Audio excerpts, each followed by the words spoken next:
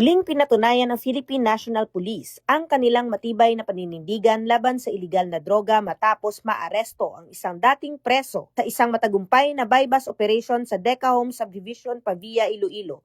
Nito lamang ika-6 ng Enero taong kasalukuyan. Kinilala ang suspect na si alias Rafi, isang residente ng Banate at kabilang sa regional target list ng Philippine Drug Enforcement Agency. Siya rin ay mister ng isang barangay official.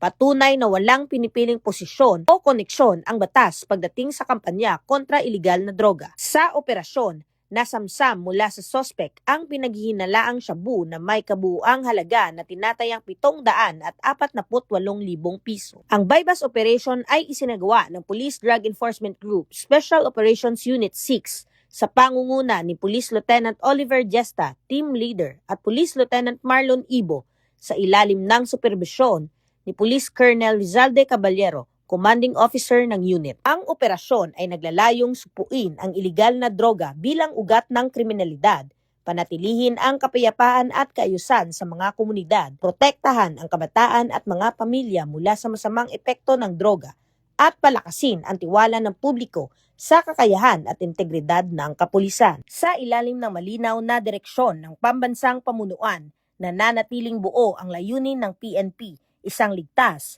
maayos at drug-free na komunidad para sa bawat Pilipino. Mula dito sa Police Regional Office 6, ako ang inyong Police News Network Correspondent, Patrolwoman Andrea Dominic Di Palobos, alagad ng batas, tagataguyod ng balitang pulis.